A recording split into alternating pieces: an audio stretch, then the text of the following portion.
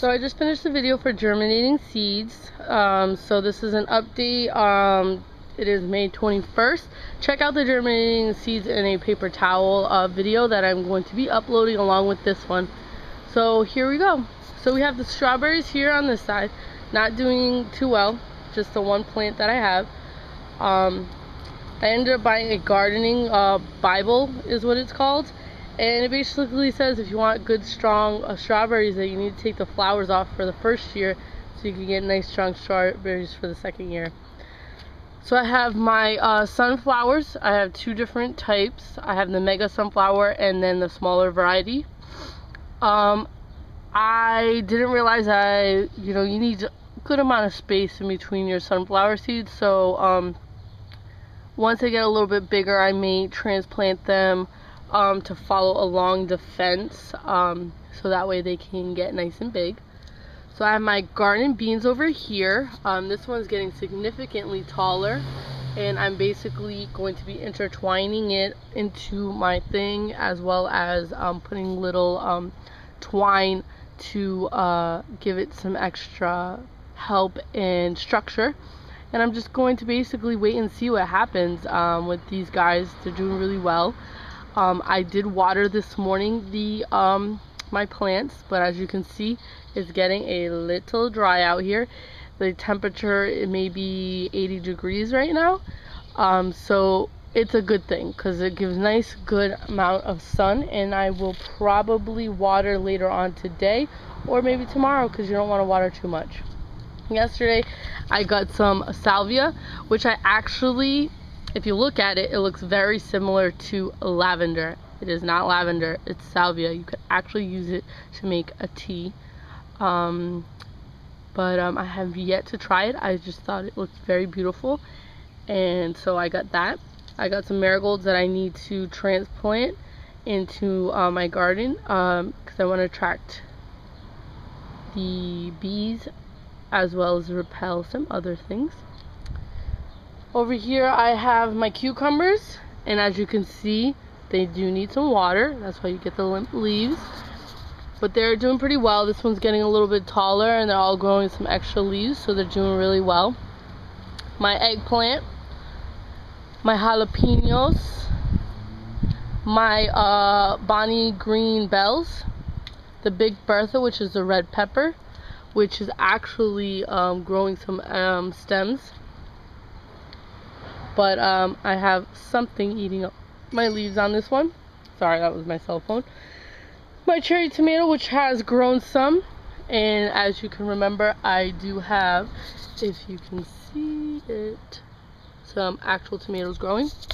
The Better Boys, I'm really not pleased with the way it is growing.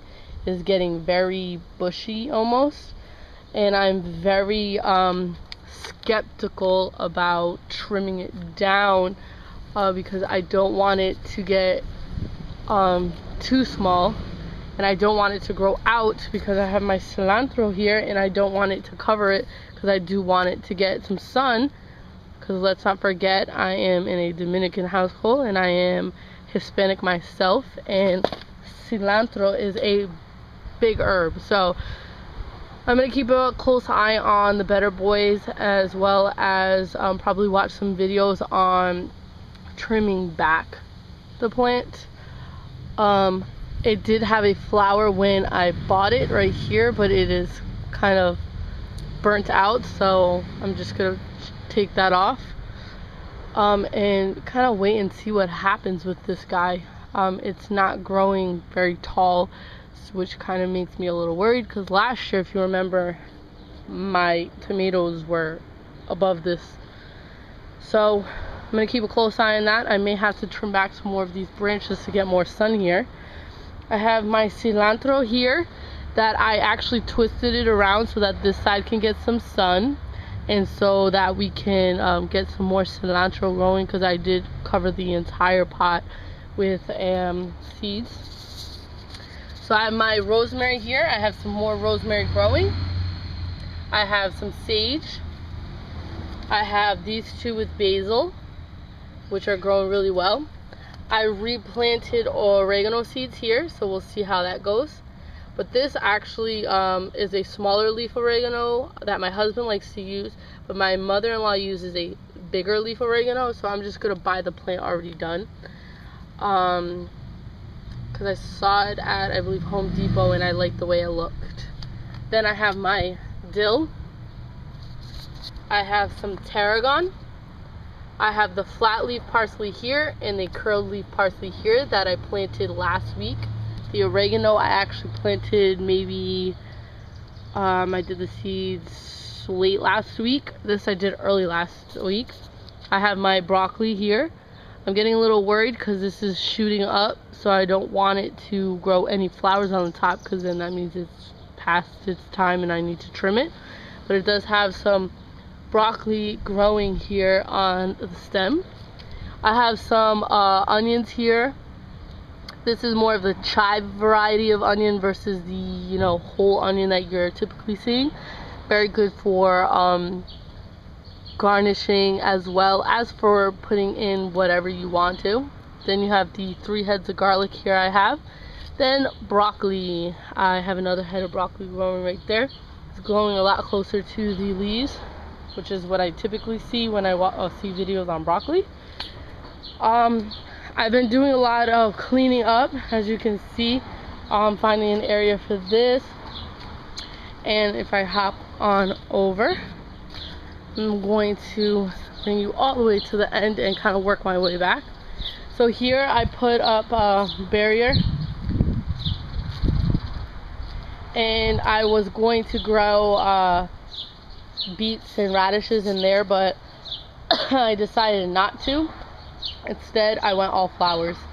So, you know, you have some marigolds, some cosmos, some different varieties of flowers here. Sorry, and then I have some lavender on that side. I put a brick retainer here because I planted my ivy and I don't want it to creep over, so give me really a line of how far I want the ivy to come and grow this way, and I can start trimming it, helping it up to cover the poison ivy. I do plan on putting a sign up to telling people not to touch the ivy because of the poison ivy growing behind it. So that's doing pretty well. Here I want to grow watermelon.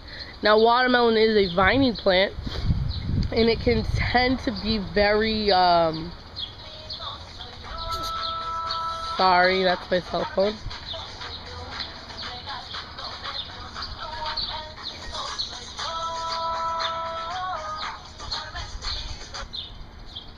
Sorry about that.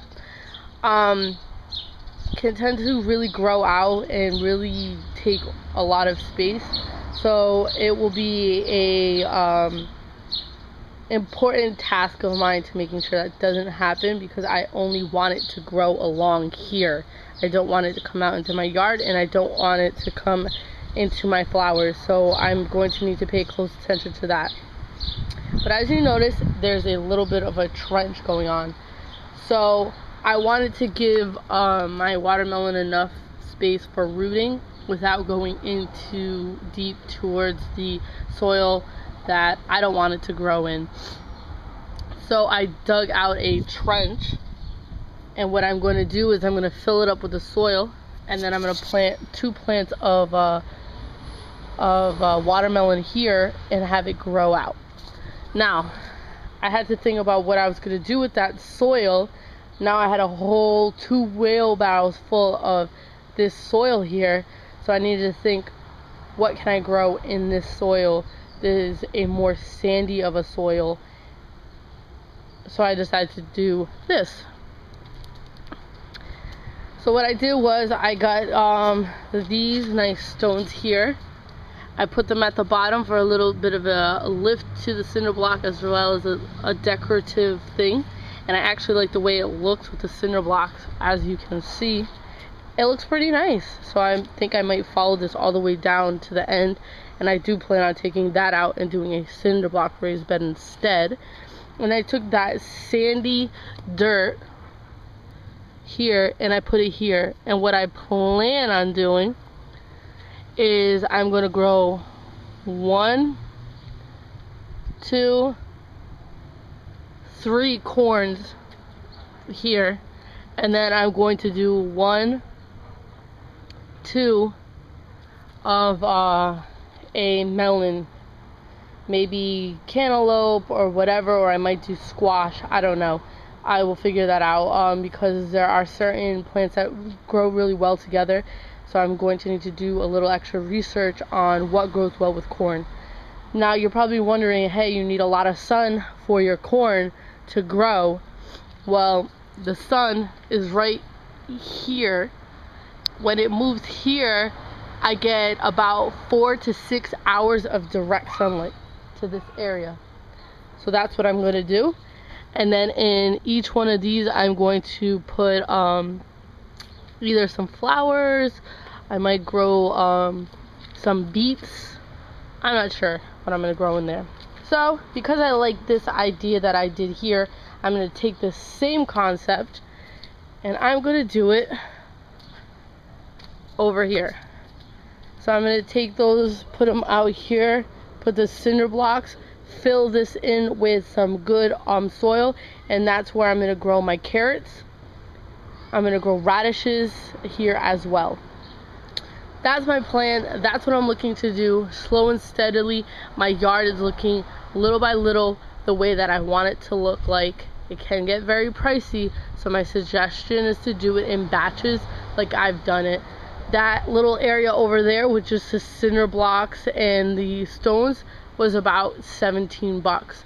The soil I recycled from before to a soil that I could use for particular plants. Not every plant can grow in a sandy soil or a clay-like soil, so you need to figure out what soil you have, what you can grow in it. So recycling is a big thing. The same thing I did for the stones that I had piled up over there from when my husband did the driveway. I recycled them to use them to do what I needed them to do. I needed them to hold up that cinder block so it wouldn't fall over with my plants in it, so I used it for that. I reused this tank here that I tried to grow blueberries in last year to put some flowers in. And I will be reusing those tanks over there, flower pots, for something else. Maybe flowers for putting on my porch or giving them to my sister who's very big on flowers. I have the PVC pipes that I can, if I wanted to, put them in next to a plant, and I can water straight to the root of my plant if I don't see it doing well. There's a lot of things you can do with recycling, just like I did with the doors of that we had. I recycled them, put some plastic because I didn't feel comfortable with the paint, being very careful when I turn my soil that I don't tear into the plastic.